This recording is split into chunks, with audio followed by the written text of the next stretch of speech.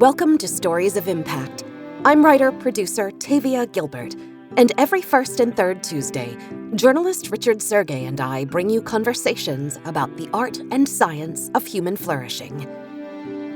This special week marks a lovely convergence of holy days for Jews, Muslims, and Christians, as well as for Buddhists, Sikhs, Baha'is, Jains, and Hindus, and those who claim no religious faith but do embrace a spiritual life, may be as inspired and uplifted by the blossoming new season as their more formally religious counterparts. Today's episode is a discussion of the intersections of religion, spirituality, and science with Dr. Kenneth Pargament, Professor Emeritus at Bowling Green State University. Dr. Pargament was named this year as one of the 50 most influential living psychologists in the world, and his internationally acclaimed research addresses the relationship between health and spirituality and religious faith. What inspired Dr. Pargament's work? I was very interested in studying systematically, scientifically, the ways in which religion may be helpful or harmful when people face major life crises. I began my research by interviewing people, by talking to people, religious people, who are going through major crises, deaths, natural disasters, divorce, injuries, and asking them, so tell me, how has your faith been involved in the way you're coping with your critical situation right now? And we were able to identify some ways of religious coping that seemed to be tied to growth and positive change. And we began to identify types of religion that are helpful to people, as well as some that may be more problematic. Science has found that there are linkages between religious involvement and better health. Literally hundreds of studies have been conducted that demonstrate that people who attend religious services more frequently experience a host of health and mental health benefits. Science goes further, though, and helps in identifying what is it about religious or spiritual life that may in fact be helpful to people. Or conversely, what is it about religious and spiritual life that may be at times harmful to people? Because we know religion has a dark side. And science says we go beyond our intuitions, we go beyond our own subjectivity about it, our own personal opinion, and we put it to test in ways that may lead to answers that surprise us. That's the key to being a scientist. Science rests on that capacity to be surprised and changed by whatever we may find. As a clinical psychologist, I'm particularly interested in trying to harness the power of religious and spiritual life to foster the health and well-being of people who are suffering. And so we don't know as yet what happens when we try to harness those critical religious and spiritual ingredients to be able to help people access them when they're going through their most difficult times. So we are, I think, at the threshold of a whole new set of studies, a whole new set of research or area of research that helps us identify and harness the potential power of religious and spiritual life for people, especially people who are suffering. Religion and spirituality do contain, I believe, gold nuggets that can be mined more efficiently and effectively and brought to bear on people in their lives. And scientists can play a really important part in that. Dr. Pargament explains that he was also moved to study faith and health because of how frequently he encountered people whose lives were threatened by substance abuse. Many simply didn't have time for traditional long-term therapy, which often involves small steps and small changes when these addicts were literally fighting for their lives. It was through Dr. Pargament's search for dramatic therapeutic interventions that his groundbreaking scientific study of religious and spiritual exercises expanded. The traditional approaches, and by that I mean approaches that try to help people become masterful, gain greater control, solve more problems. They haven't helped people when they've been facing the limits of their control, their frailty, the fact that they are going to die, Our traditional approaches have fallen short. People become more aware that something has been missing. And so people seek other solutions. I think it's not just the clients and patients that we see, but people who are practitioners, physicians and nurses and psychologists. I think they also yearn for a deeper approach to healthcare that touches on the deeper dimensions of people's lives. So we're really at the cusp of a whole new set of studies and science that might really be helpful in deepening human healthcare and ameliorating suffering and ultimately fostering flourishing. In fact, Dr. Pargament believes the science of spiritual exercises will help complete our approach to fostering human flourishing. So what can science reveal about religion and spirituality? We've been doing research on what we call sacred moments, moments that are set apart, transcendent, boundless in nature. A moment as small as 5 seconds can change the character of your life. And people can find their sacred moments in many experiences, in seemingly ordinary experiences. The notion of experiencing sacred moments, I think, is potentially transformational expression that may, for some, have life-changing implications. We've found that sacred moments in our work may have sometimes we call it un-PTSD, because these moments have the same power as PTSD, but in a positive way. They're seared deeply into the mind, and they last for many, many years, and they have the capacity to redirect and reorient people. But I think we're desperately in need of transformational methods in science and in clinical practice to foster these changes. I hope that we will be generating a body of knowledge that's going to facilitate this kind of shift. Isn't it a conflict for a scientist to search for clinical answers through the lens of what is non-quantifiable, like religion or spirituality? Science can't prove or disprove the existence of God. Science can't tell you whether one set of religious beliefs and commitments is better ultimately than another. Science can't prove other ultimate questions, such as, is there life after death? Science can, though, look at the footprints left by faith. Science can look at the implications of your beliefs and your practices, your relationships, your sacred partnerships, and look at the implications for your health and well-being. And on the basis of that, maybe suggest to you that there may be some ways to foster your spiritual life and your health and well-being more generally. What science shouldn't do is be disrespectful of religious and spiritual life. We're in no position to deride or derogate anyone's most core beliefs and practices. They're part of what make us interesting and human and alive. And science has no place in being anything other than, I believe, respectful and curious and interested to learn more. We need to come together to share our perspectives and to develop a great appreciation for religious life.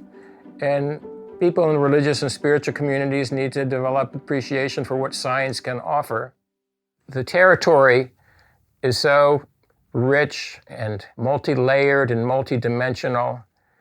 People are religious and spiritual in so many ways that no one scientist, no one practitioner can possibly grasp it.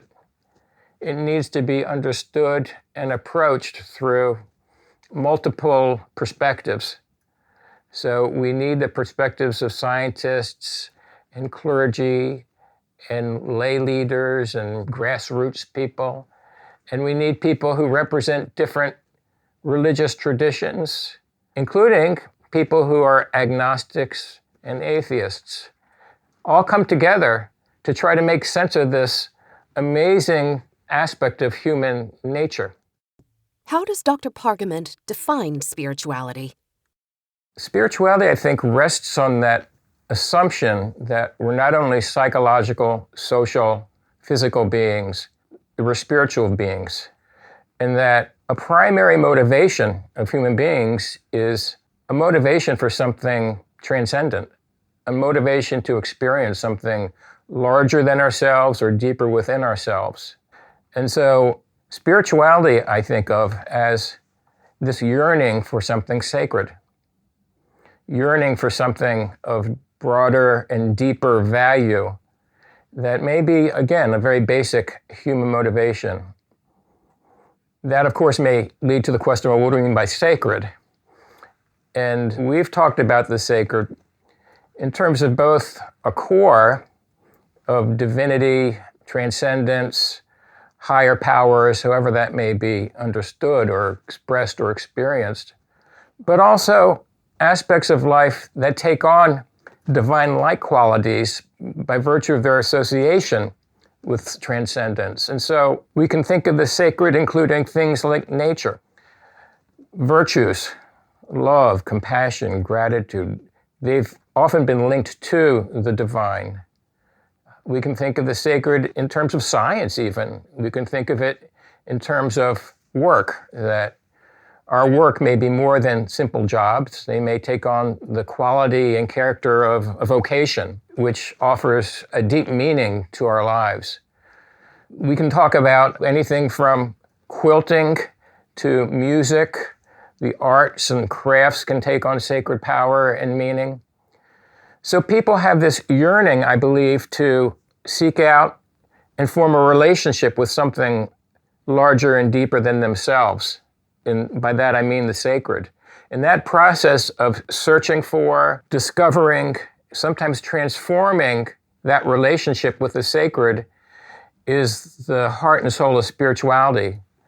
We're always in process of forming a relationship and sustaining a relationship and developing that relationship with something sacred. And what is religion? I think of religion as the pathways people take to find significance in their lives. They're pathways that are connected to something sacred, something of deeper value, deeper meaning, of transcendence or immanence. In American and Western culture, we're very good at solving problems. We're good at being masterful. We're good at fixing things. But there's another part of life that I think we struggle with more, and that's the reality that we're, in spite of all of our efforts to solve problems and extend life and heal, we remain frail and finite beings. No matter how well we take care of ourselves, we're eventually going to die.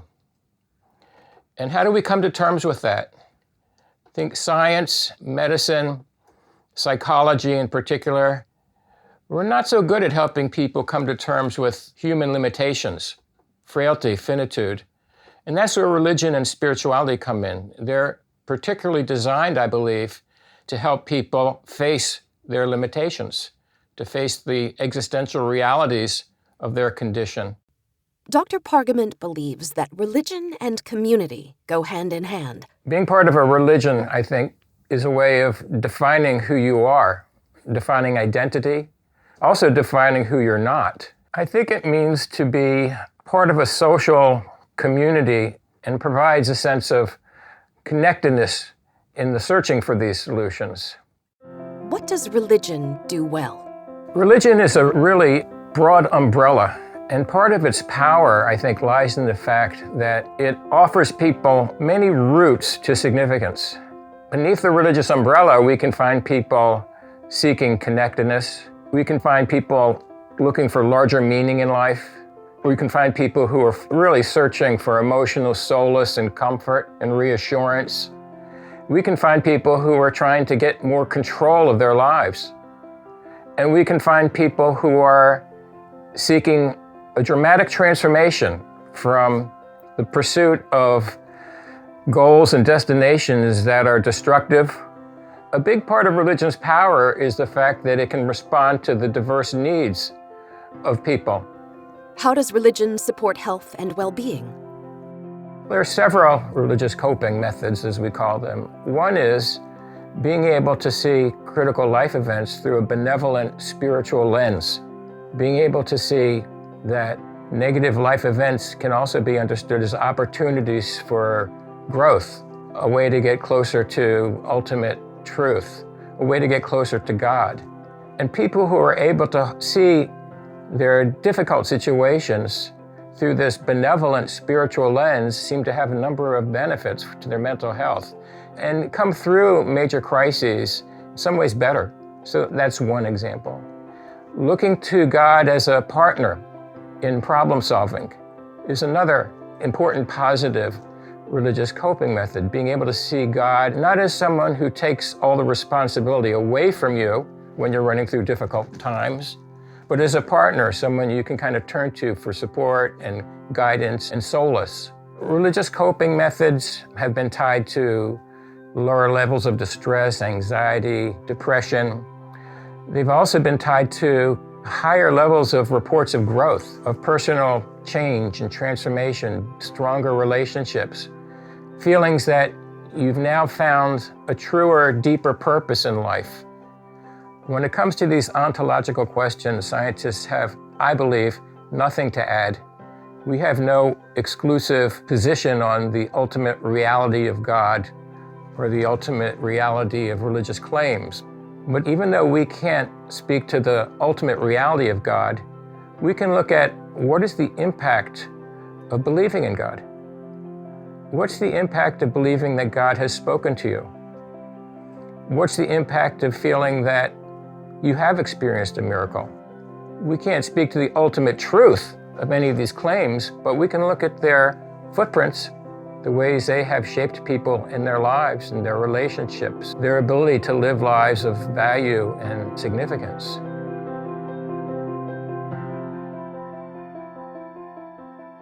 But in times of great suffering, religion isn't always a comfort. We find that at times major life crises create spiritual struggles. People are shaken not only psychologically, socially, and physically, but spiritually.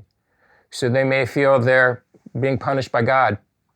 They may feel angry at God. They may feel abandoned by God. They may start to have doubts about their core religious beliefs. They may have moral struggles in which they find themselves struggling to live according to their higher values, but falling short. They may have struggles with other people around religious and spiritual matters. And these struggles, we find, are tied to distress and sometimes serious physical health and mental health problems. Are religion and spirituality necessarily in conflict? We're seeing a growing polarization between religion and spirituality.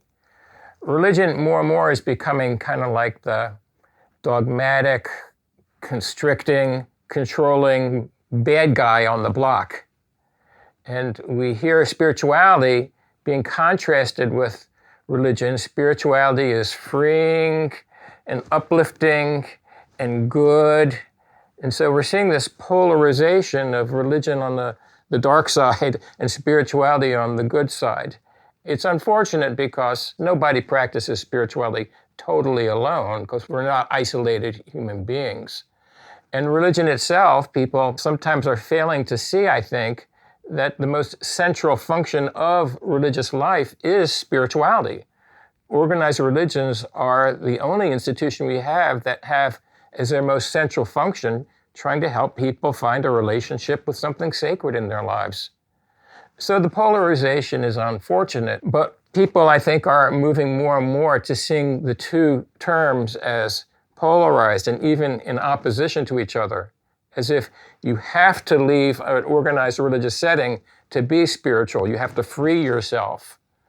But if you follow that idea that spirituality may in fact be a new religious movement, then eventually we'll see a kind of coming together again, because people who are following their individual spiritual paths will be looking more and more to do that together. The polarization between spirituality and religiosity reflects a greater upheaval in modern life, a disruption of where people have historically sought meaning and direction. I think, at least in Western culture, we're seeing a movement away from many of our traditional institutions, not just religious institutions, but also family life, political life, kind of a shift away from being part of something larger than ourselves to being more focused on ourselves individually. We're in some ways trying to find ways to become all things within ourselves.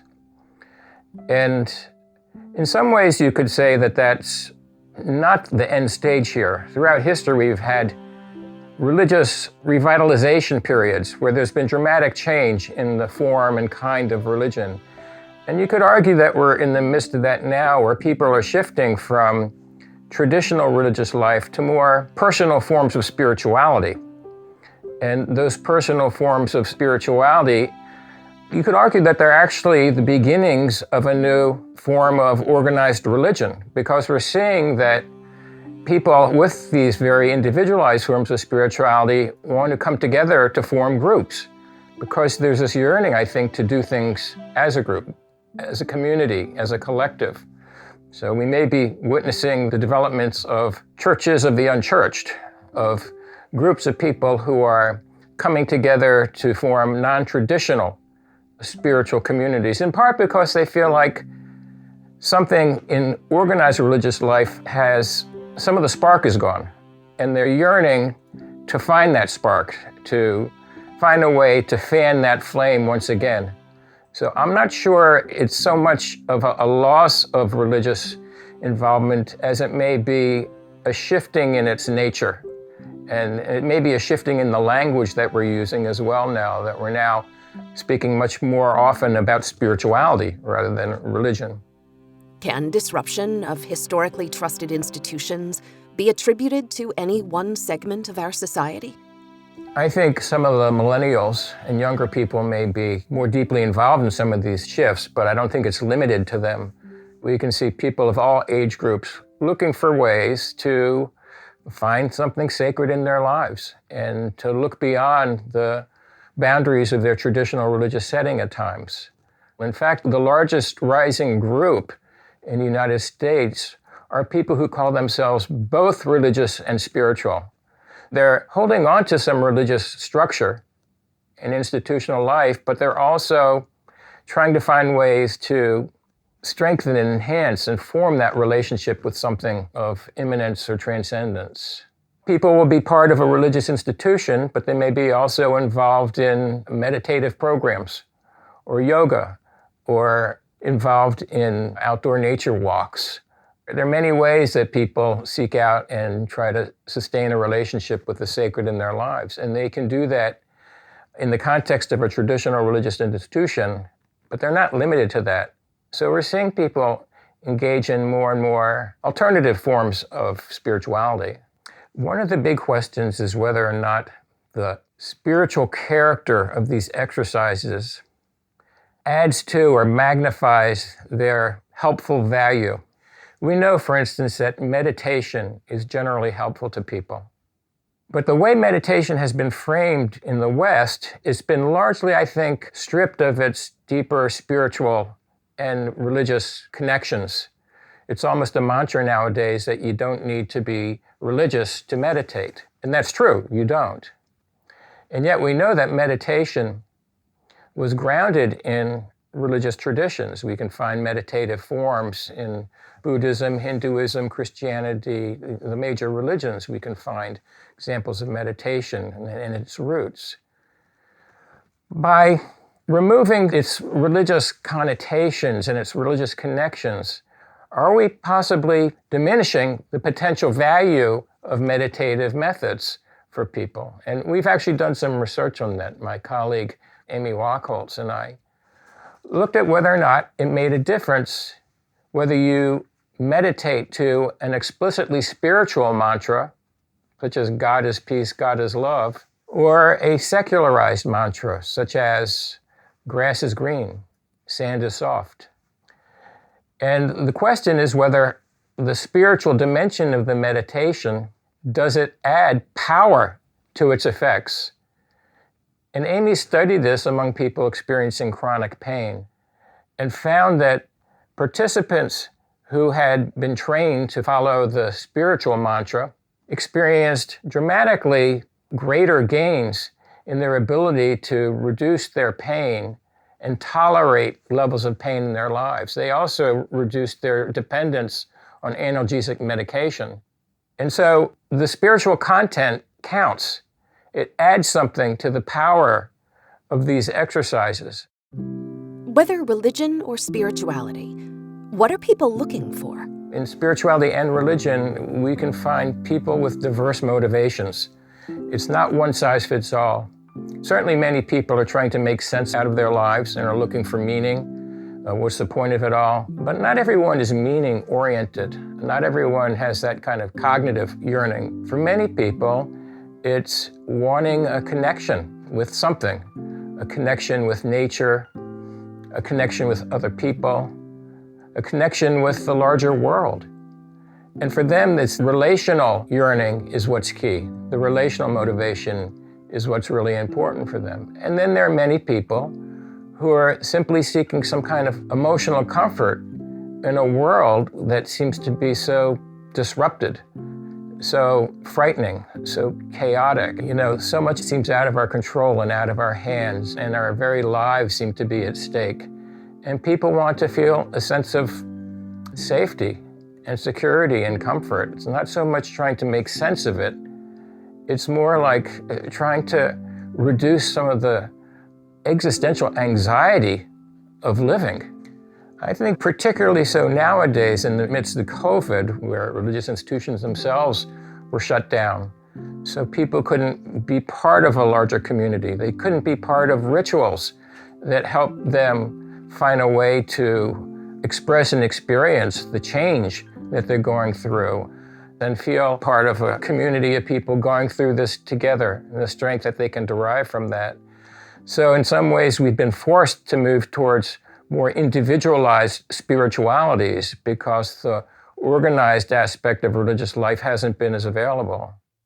Whether we seek meaning, direction, or comfort through organized religion or a less defined spiritual practice, what does Dr. Pargament see as the through line? I think I'm much more able to kind of bridge the two languages here of psychology and religion and put the two together in ways that I couldn't have imagined initially. So to me, it's a journey to greater wholeness, but I've still got a ways to go. And I really enjoy the kintsugi metaphor.